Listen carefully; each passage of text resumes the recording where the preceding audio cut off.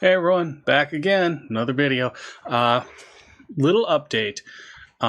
The broken green helmet that I had, the one with the full flip up, got some things to repair it with. Also, I fixed the cheek pads because the two cheek pads, they for some reason, I thought I was going crazy with it, and I talked with a rep for the company that made the helmet. The helmet's, I guess, discontinued or something like that. And I was telling them, it's weird because the cheek pads are so thick, and they're like, the pads come with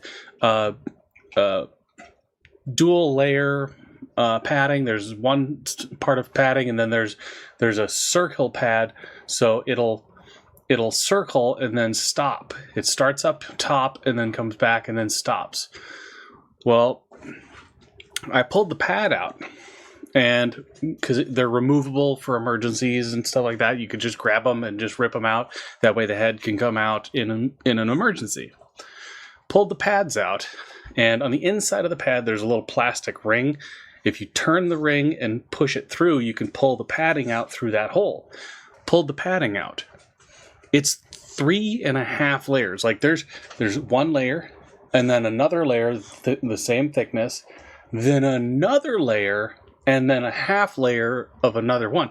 So it was they're labeled larges, but they are actually small cheek pads, because the extra large is one layer, the large is 2 layers, the medium is 3 layers, and then the small is 3.5 layers. The cheek wells were actually mislabeled. That's why when I put the helmet on and closed it, I was like this, because the cheek pads were too much. So I pulled out the extra foam, put the helmet on, and it actually fits better. I fixed the latch piece for the headpiece. I replaced the pin that holds, when you push it all up, there's a little pin on each side. I replaced those pins. Now the helmet actually works. It locks up. So I'm back up another helmet. So I fixed the fuel helmet, and now I have the other helmet again with the internal visor that I can open and close shade-wise. I was just getting fed up with it, and I was just getting parts and pieces here, there, and everywhere. But got another haul of stuff for the quad and to get it set up. It's a box. Okay. Oh, hey, this is the RAM mount. This is I don't know if it'll focus. It's kind of BRCO van aluminum alloy buckle. Like, okay, so for the RAM mounts that I have the size B, and to get a mount that holds that size B is like $30. But this company, Keywig, or Beaver, whatever that is, this was $10. Not even $10. It was like $8.90 something, and then taxes. But it is a hinged version with a screw. Well, an Allen.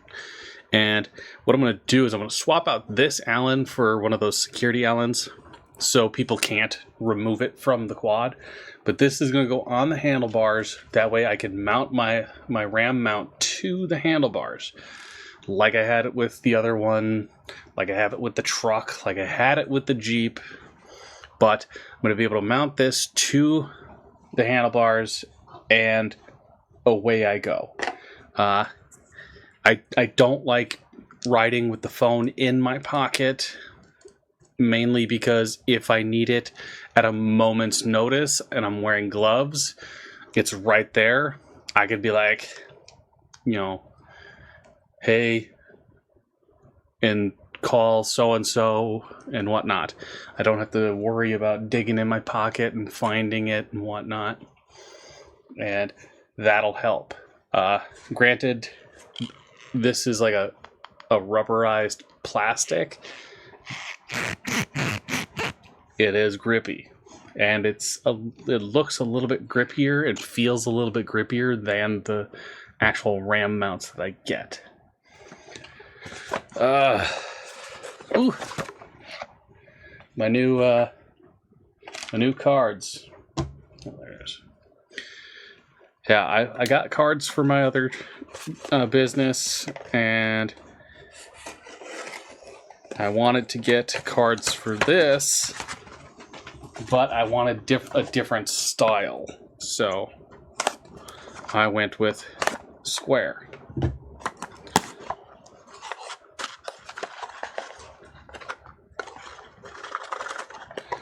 Wow. They could have put it in one box, but they just put half. Really? Yeah. Yeah. Is the other one? Yeah. Yeah, they split it up between two boxes, but yeah, it's okay. Little cropped on one side, but my logo and QR code. So that's good. I like that. And now I can hand these out to people and be like, hey, there you go. Check out my channel. Still gotta find a case that'll hold the 2x2 cards. And I'm gonna open up this other box and see what this one, how full this one is, because I don't know why they put so few in one box. Yeah, again, only that high. That is weird. I'm gonna take a moment.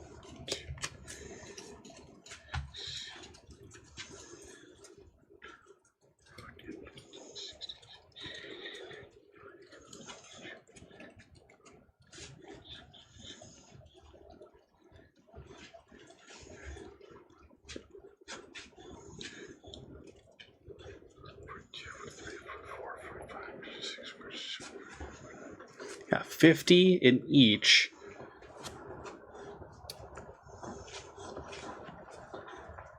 $50 in each box. And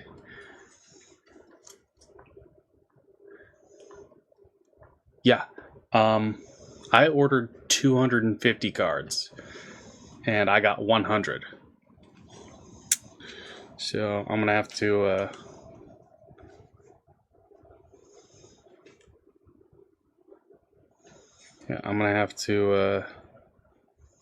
contact them and see what's going on, because it's not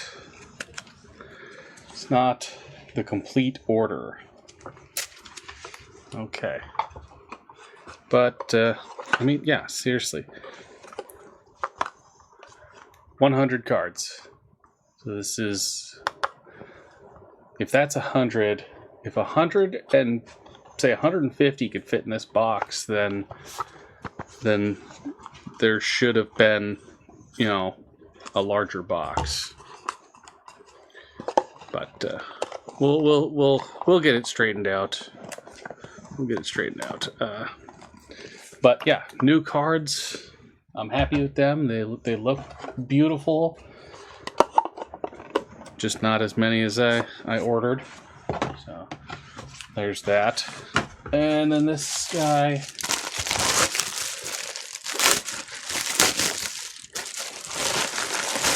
Wire. So I ordered a couple spools of wire.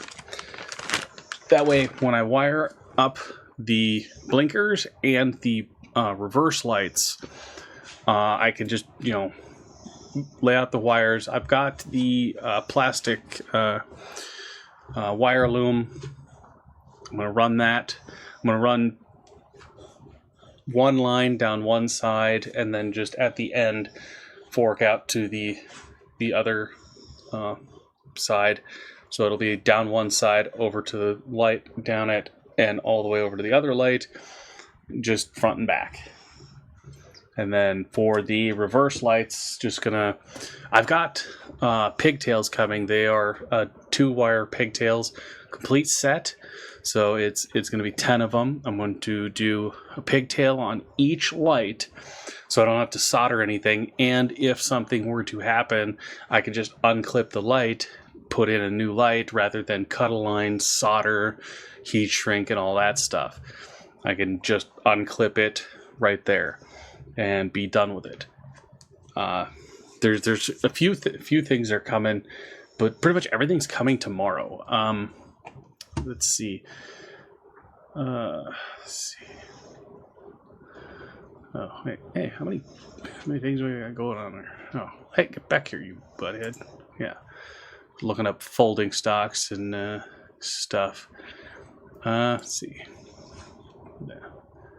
I'll close that one, and then this one I'll go to the Amazon orders. Yeah.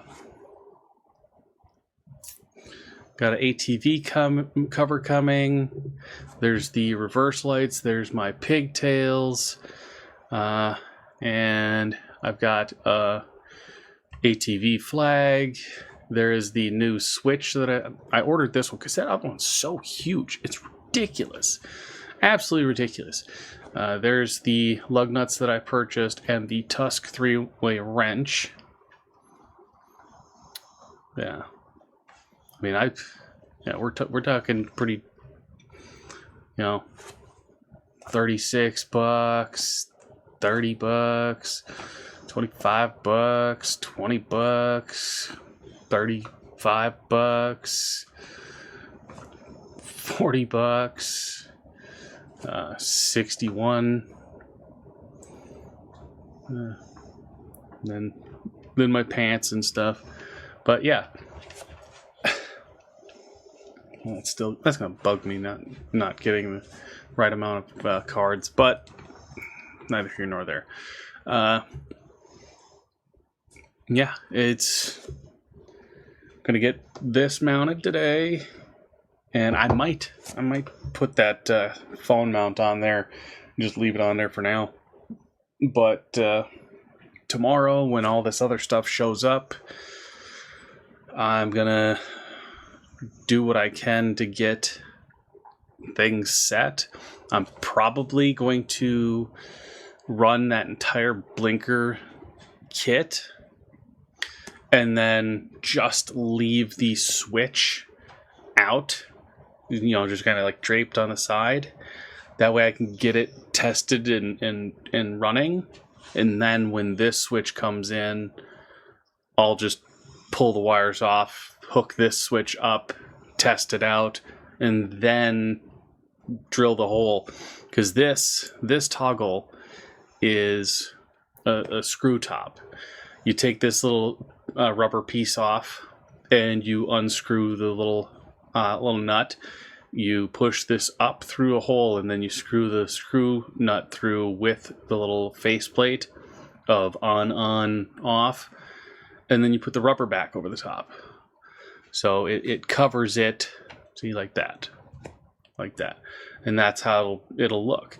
It'll be pretty much waterproof. Just gotta... What I might do is on the back half, I might put a couple of my rubber washers in there. That way it keeps it super weather tight and protected, and then put all this rubber knob on the end, because better safe than sorry. And from the way this looks, we're looking at, you know, an easy setup here, because you got your hot and your ground or neutral or negative. So positive, negative, and then you have your blinkers left and right. And if I go to the blinker kit, let's see, where is it? There it is. If I go to the blinker kit, here we go. We've got your red left and right in the middle, and then to your switch or relay, which is also your positive, I'm guessing. And then, because the blue on here would be the positive, I'm guessing, because it's literally the, let's see if I can open this up into here, and where did it go? Yeah, I'm gonna make myself tiny again real quick. Here we go. Okay, so what we have here is you've got your negative and positive. Positive goes up, negative goes up. So this would be your positive lead to the controller. So whatever that one is, the middle one, goes to the positive. So I'll do positive and negative, which will be on the two sides. And then the other will be left and right for on off. So it'll be a test to see how well I can do this. But yeah, they show all these different, you know, settings and stuff, and you know, I'm looking at 2 for the front, 2 for the back, each side. Like it would be 2 for the front and 2 for the back, and then have the backup light. So the back's gonna have 5 extra lights. Front's gonna have 4 extra lights. You know, yes, I got camouflage so that it's, you know, not the normal thing that you see around here. And 2, it'll also be a good off-roading vehicle. And the blinkers and lights only get used when necessary. You know, main streets, roads and stuff. I'm not going to be using, you know, blinkers and stuff on a trail. You know, not really. But, yeah, I mean, that switch is massive. The thing is ridiculously massive. And as you can see here, I mean, you've got negative, positive, and then these 2 switches, and it's like this middle one, like, they're all messed up. The diagram is completely different. Why are you digging?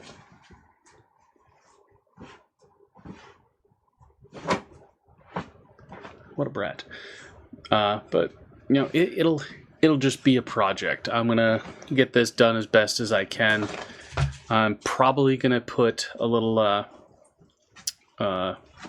mini fuse box inside that little box under the seat, run positive, negative to it, so that I'll have the fuses on these, but also fuses in the box, and then I can run all this stuff to the box itself, so I'm not trying to fit every single thing on the small posts of the battery. And that'll help out a lot. But until next time, people.